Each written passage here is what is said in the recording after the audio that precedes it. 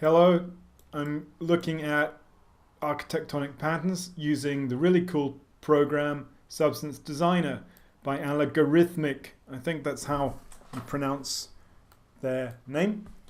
Check out stuff on Google, people making really amazing Substance Designer stuff. I'm learning a little bit each day of it. I'm by no means an expert at this. I use Substance Painter, and you can easily get into Substance Painter and not really look at Substance Designer that much, but Substance Designer is really good. So I made a new scene here. It's got all the stuff like the base color, the normal, the roughness, metallic, height.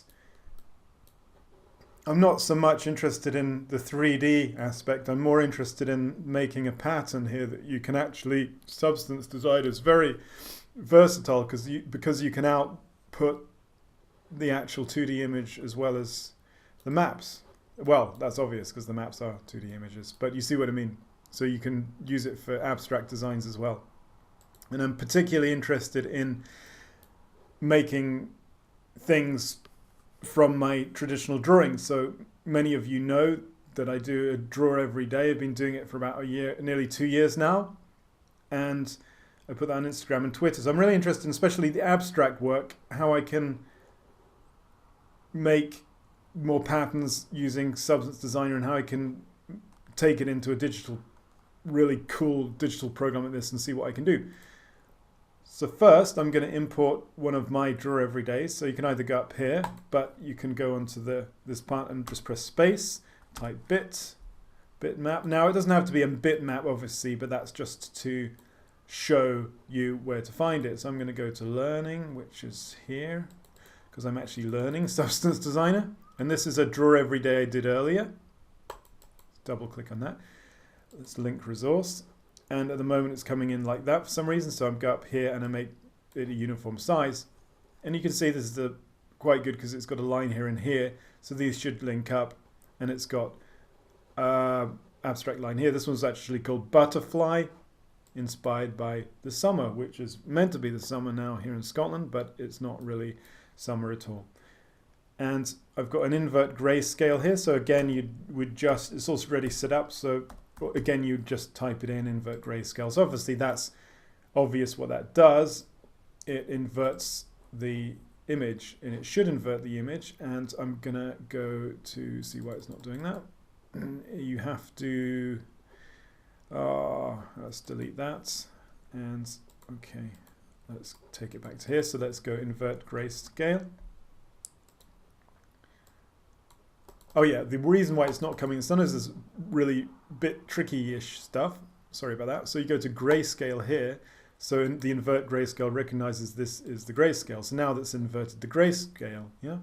Now I'm going to do histogram, which will simplify the image. Let's have a look, and we're going to take it to position. Yep. So I'm not alpha plus expert at Substance Designer, and as I say, I'm just learning it as I go. But anyway, here I've histogrammed it, so it's made it much clearer. So it's taken from here, which is white background and black ink. Here that's black background and white ink. So you'll see why I've done this in a moment. So I've set up something called Shapemapper here. So again, space Shapemapper. Type that in, and then you can find that there. So Shapemapper is really cool, and I'm just going to link that output here to Shapemapper, and immediately it's made this amazing circle. Yeah, all right, it's appearing on the cube. Many tutorials I looked at in Substance Designer, I thought, oh, I can't get it on the cube. There's a few things you have to do. So if it's not appearing on the cube, you have to go to edit, you have to make sure the scale's good, you have to go to definitions and make sure it's on tessellation. And you also have to make sure that the normal's set up. So without the normal, it doesn't actually appear, as far as I can tell. So although the shape mapper is going into the height node, you also have to add a normal, I guess, to highlight the bits, the height bits. Yeah, so that's it. So now you've got a nice 3D thing going on there of the 2D drawing. But I'm not going to worry too much about the 3D, as I said. Here's the 2D image, and look, already you've got a really, really nice design. It looks like some sort of ancient marking or a piece of jewelry or a futuristic code or something. So I'm going to click on Shapemapper, and you can mess around with the sliders here. So you can have the radius up and down, the width like that. You can rotate it, flip 1 on 2. Immediately you'll know what this is going to do when I click it. It flips the second image like that. And that's it. That's the Shapemapper. So there's a really nice, lots of nice things. Look at that. I mean, that's like a Celtic necklace. And that's just from a very simple abstract design, repeating it.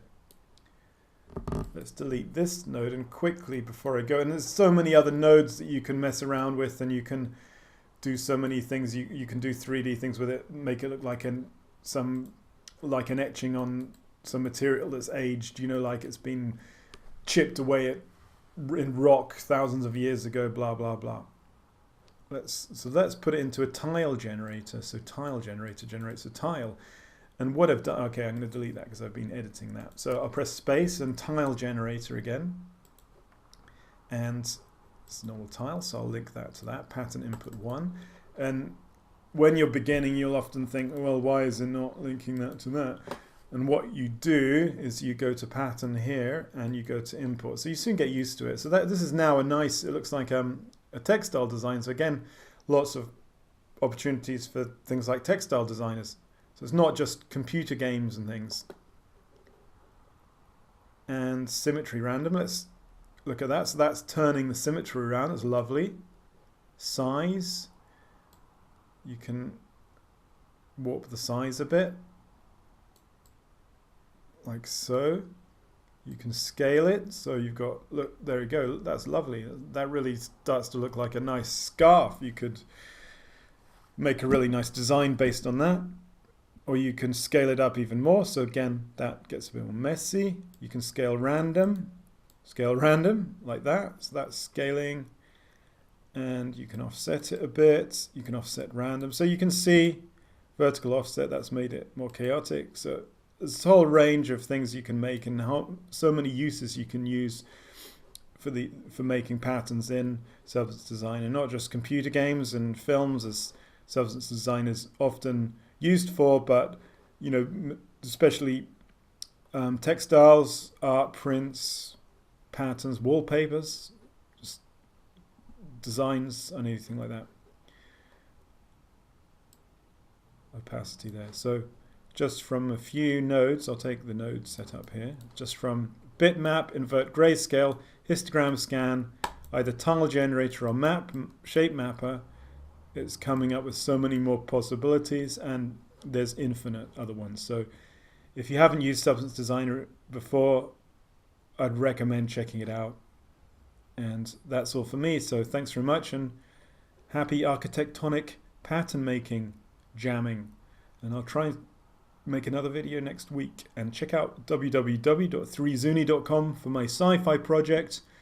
And I'm getting my first product ready for a Comic-Con in the end of September in Glasgow. So now it's August, the end of August, but a month is nothing when I've got all this stuff to do. It's getting a bit scary actually, because I've got to finish it and I've got to productize it. So you'll soon see what the product is. Anyway, that's me. I'll stop going on, and thanks very much. And comments and questions, welcome. Have a great day. Bye.